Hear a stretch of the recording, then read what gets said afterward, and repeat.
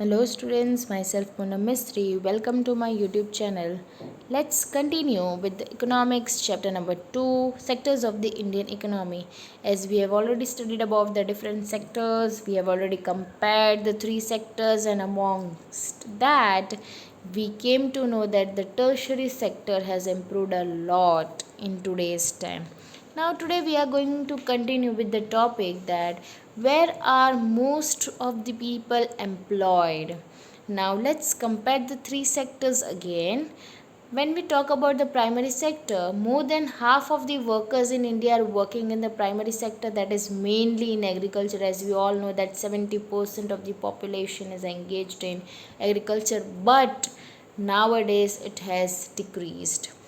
When we talk about secondary and tertiary sector, these sectors employ less than half the people as compared to the primary sector. क्यों ऐसा? Because secondary and tertiary sector में अगर हम secondary sector की बात करें तो machines available है, तो यहाँ पे एम्प्लॉयमेंट पीपल की कम हो जाएगी as compare to primary. Primary sectors में मैन मेड ज़्यादा होता है. Even though in today's time machines आ गए, थ्रेशर्स आ गए, वीडियोस आ गए, बहुत से वीडिंग मशीन जो है वो सब आ गया, but then too many people prefer to do work like manual labour. Okay, so यहाँ पे सेकेंडरी और टर्शरी सेक्टर में they employ less than half the people as compare to primary sector. When we talk about primary sector it contributes only a quarter to the GDP. लेकिन अगर हम secondary and tertiary की बात करें, this sectors produce 4/5 of the product. So यहाँ पे primary sector का GDP में कंट्रीब्यूशन सिर्फ क्वार्टर है. Okay, so that was the where are most of the people. Now when we talk about how to create more employment, as you all know that employment can be given. पहले तो बात कर दे कि what is employment. employment means people को job milli, that is employment. अगर हम बात करें तो एक एग्जांपल हम ले लें, एक case of a small farmer. For example Lakshmi, उसके पास 2 hectares ऑफ अनइरिगेटेड लैंड है. She is totally dependent on rain and growing crops like जवार एंड अरहर दाल आती है वो. अब उसके फैमिली में 5 मेंबर्स है. They all work in the plot throughout the year. Why? क्यों सब मिलकर काम कर रहे हैं? Because they have nowhere else to go for work. So you will see कि every one is working, none remains idle here. But actually उनका जो लेबर एफर्ट है वो तो डिवाइड हो जाता है. इनकम जो आएगी वो तो फैमिली में एक ही इनकम आने वाली है, right. Each one is doing some work but there no one is fully employed ना. We can say that this is the situation of under employment हम बोल सकते हैं, where people are apparently working लेकिन all of them are made to work less than their potential. Actually they are working but उनका potential के हिसाब से like they are not getting enough income, we can say. This kind of underemployment is hidden in contrast to someone who does not have a job and is clearly visible as unemployed. कि though a person is educated but he remains unemployed, it means that he is not getting the job. Hence it is also called disguise unemployment. अगर मैं disguise unemployment की बात करूँ तो already I have discussed with you about the this disguise unemployment. Let's discuss it again. So अगर मैं एक company की बात करूँ, कंपनी में 5 workers are working. Okay, 5 workers are producing 500 units every day. अब उसमें से मैं अगर 2 वर्कर को निकाल दूँ, then too 3 workers are producing 500 units only every day. So ये जो 2 वर्कर थे वो एक्स्ट्रा थे, उसको मैं रिमूव कर दूँ.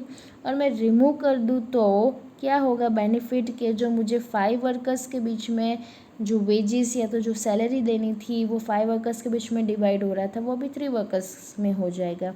तो उससे 3 वर्कर्स को ज़्यादा मिलेंगे बिकॉज प्रोडक्शन में कोई डिफरेंस नहीं है. ऐसे ही मैंने 2 वर्कर्स को ज़्यादा रखे थे, दैट इज़ डिस्गाइज अनएम्प्लॉयमेंट की जहाँ पे ज़रूर नहीं है देन टू उससे ज़्यादा वर्कर्स वर्क करते हैं, that is disguised unemployment. Okay, remember this thing because it may be asked in the exam what do you mean by disguised unemployment. Okay, let's continue our topic that how to create more employment. Employment can be given to people by identifying, promoting and locating industries and services in semi rural areas. अगर employment हमें people को देना ही है, जैसे हमारी government जो है he is promising to each and every people that he will give the employment to each and every people, तो उसके लिए रूरल एरियाज़ में तो ज़रूरी है, बट सेमी रूरल एरियाज़ ना ही एकदम सिटी है डेवलप, ना ही पूरा विलेज है. सेमी रूरल एरियाज़ में इंडस्ट्रीज़ अगर लोकेट कर दे, यहाँ वहाँ पे सर्विसेज स्टार्ट कर दे, तो पॉसिबिलिटी है कि एम्प्लॉयमेंट बढ़ सकता है. Every state or region has the potential for increasing the income and employment for people in that area.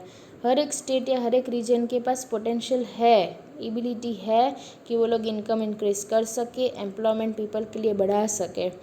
कैसे? तो it can be done by tourism और रीजनल क्राफ्ट इंडस्ट्री. छोटी मोटी कोई इंडस्ट्री स्टार्ट कर दे, क्राफ्ट इंडस्ट्री, जहाँ पे वो पीपल को हायर कर सके, या तो कोई नई नई सर्विस जो है वो स्टार्ट कर दे. फॉर एग्जांपल आईटी कंपनी छोटी सी.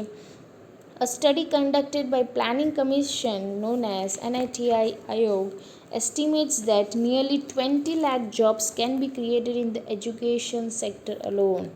As per their research, वो लोग बोल रहे हैं that इट इज़ पॉसिबल कि 20 लाख जॉब्स जो है वो लोग क्रिएट कर सकते हैं in the educational sector alone. Education sector में ही सिर्फ. ये प्लानिंग कमीशन ने स्टडी किया था and they have said this thing कि 20 लाख जॉब्स जो है वो एजुकेशन सेक्टर में आराम से बढ़ सकती है. So we need to think about it. The central government in India made a law implementing the right to work. अब राइट टू वर्क की बात करें तो हमें पता है for the short term with some measures like the central government in India had made a law the right to work in 200 districts of India and then extended to an additional like अभी पहले 200 district था, लेकिन in 625 district of India, which is called Mahatma Gandhi National Rural Employment Guarantee Act, that is MGNREGA 2005. Under this act, all those who are able to and are in need of work in rural areas are guaranteed 100 days of employment in a year by the government. Now ये जो rule बनाया है, तो वो rule क्या है?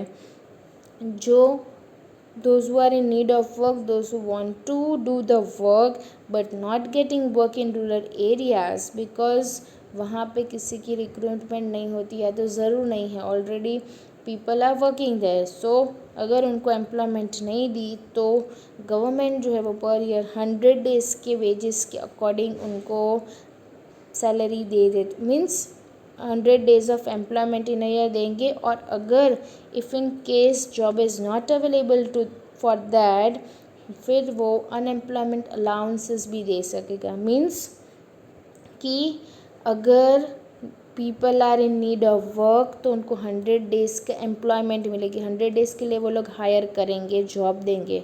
But if the government fails in its duty to provide employment, तो unemployment allowances भी देगा. मतलब वो घर पे बैठे हैं, काम नहीं करे, then to government will provide them wages. So that is the MGNRE Act of 2005. Now let's talk about the division of sectors as organized and unorganized sector. Now ये organized sector क्या है? तो एक एग्जाम्पल से हम start करें organise और unorganised की बात. For example, there is one lady, her name is Kanta. She works in an office. She attends her office from 9:30 a.m. to 5:30 p.m. She gets her salary regularly at the end of every month. In addition to the salary, she also gets provident fund, that is PF, as per the rules laid down by the government. She also gets medical and other allowances. Kanta does not go to office on Sundays. This is a paid holiday. When she joined work, she was given an appointment letter stating all the terms and conditions of work. Now here, which I have read the example, it is not written here, but it is written in your textbook. When you refer it, please to refer that example. Now in that, it was written that कि she was attending her office like from 9:30 to 5:30 p.m. उसको salary regularly मिल रही थी at the end of every month. और salary besides salary she was also getting provident fund की facilities जो government के rule हैं उसको मेडिकल और अदर अलाउंसेस भी मिल रहा था। फिर कांता जो है वो संडेज़ को ऑफिस नहीं जाती थी, पेड हॉलीडे थी ऑब्वियसली। एंड जब भी उसने वर्क ज्वाइन किया था तो at that time she was given the appointment letter कि उसमें पूरे टर्म्स एंड कंडीशंस थे कि ये Sunday will be a holiday, paid holiday है, इतनी आपको सीएल मिलेगी, मतलब कैजुअल लीव्स मिलेगी ड्यूरिंग योर वर्क, आपको ये अलाउंसेस मिलेंगे। बहुत सारे जन का आपको पता है वो ट्रांसपोर्टेशन अलाउंसेस मिलते हैं, लाइक पेट्रोल डीजल के खर्चे, या तो किसी किसी को रेंट भी मिलता है if they are staying away from their family और एनीथिंग एल्स। सो यहाँ पे एक लीगली हम बोल सकते कि ये ऑर्गेनाइज सेक्टर में वर्क कर रही है, जहाँ पे according to the government rules and regulations she is getting salary regularly, she is getting holidays on Sunday and many other things, right. अब एक दूसरा एग्जाम्पल हम ले, दैट इज़ अबाउट कमल। वो एक कांता का नेबर ही है। He is a daily veg labourer in a near by grocery shop. वो ग्रॉसरी शॉप में जाता है and his veg is dependent on daily veg, मतलब जब भी वो जाता है तभी उसको पैसे मिलते हैं। मीन्स अगर वो संडे नहीं गया तो संडे के पैसे कट हो जाएंगे, उसकी फिक्स सैलरी नहीं है। He goes to the shop at 7:30 in morning and works till 8 p.m. Can you compare here? Kanta was working 9:30 to 5:30, regular salary. Kamal is working 7:30 in the morning till 8 p.m. in the evening. He gets no allowances apart from his wages. इसको कोई other allowances, कोई benefits, nothing. He is not paid for the days he does not work. जो दिन वो नहीं जाएगा पैसे नहीं मिलेगी वो दिन के। उसके पास no leave, no paid holidays, nor he was given any formal letter. जब भी उसको अपॉइंट किया था कोई लेटर नहीं दिया था that he has been employed in the shop. जब भी वो ओनर का मन चाहे he can remove that person, so he can be asked to leave any time by his employer. So can you see here, जो कमल का example हमने देखा तो that will be unorganised sector बोल सकते हैं हम, जहाँ पे कुछ फिक्स नहीं होगा। So let's talk about the organized sector. It is a sector where the employment terms are fixed and regular. ये ऐसा सेक्टर है जहाँ पे एम्प्लॉयमेंट टर्म फिक्स है, रेगुलर है, एंड द एम्प्लॉयज़ जो वर्क करते हैं they get assured work and salary also we can say. And apart from that अगर अनऑर्गेनाइज सेक्टर की बात करें, it is characterised by small and scattered छोटे छोटे स्मॉल शॉप्स बोल सकते हैं, which are largely outside the control of the government. वहाँ पे गवर्नमेंट का कंट्रोल नहीं होता है तो उनके रूल्स एंड रेगुलेशन नहीं चलते। Second point, in organised sector they are registered by the government and have to follow its rules and regulation. वो कंपनी, वो factory, it is registered by the government, so they have to follow the rules and regulations of government which are given in various laws, जैसे कि factories act, minimum wages act, उनको इतना wages तो देना ही है, payment of gratuity act, shops and establishment act की वो लीगली ऑथोराइज्ड है कि नहीं, मैनी अदर थिंग्स। तो this comes under organised. And in the unorganized sector there are no rules, there are rules and regulations but these are not followed since they are not registered with the government. Rules and regulations सबके लिए होते हैं but they are not following it because they are not registered by the government, so government के laws यहाँ पे नहीं लगते in unorganized sector. Ahead, organise sector में the job is regular and has fixed working hours. वहाँ पे job regular है, fixed working hours है, if people work more they get paid for the overtime also. But यहाँ पे unorganise sector में already they are low paid workers and offer not regular, तो फिर over time की तो बात ही भूल जाओ। ऑर्गेनाइज सेक्टर में workers enjoy the security of employment.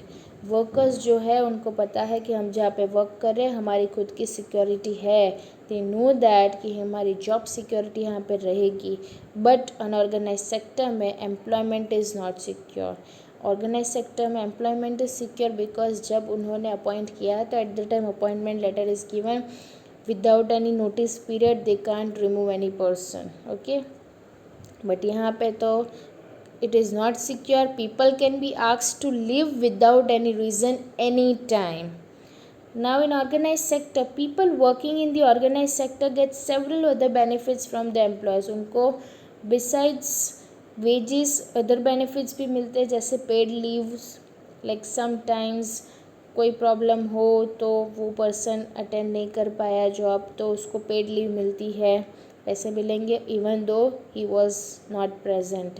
Payment during holidays, जैसे कि गवर्नमेंट हॉलीडेज़ है तो उनके पेमेंट्स मिलते हैं उनको, provident fund, gratuity and many other things. But in unorganised sector there is no provision for over time, paid leaves, holidays, leave due to sickness, nothing. अगर suppose organised sector की बात करें, कोई person if he is not well, then if he is not able to attend the job, then too he'll get paid leave. But unorganised sector में ऐसा कोई बहाना नहीं चलेगा।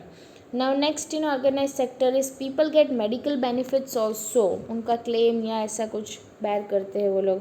The factory manager has to ensure facilities. Now apart from that, जब वो job करने जा रहा है तो during his job period, time period जो है, तो तब ओनर ध्यान रखेंगे कि जब वर्कर्स काम करने आ रहे हैं तो उनको मैं ड्रिंकिंग वाटर फैसिलिटी दूँ।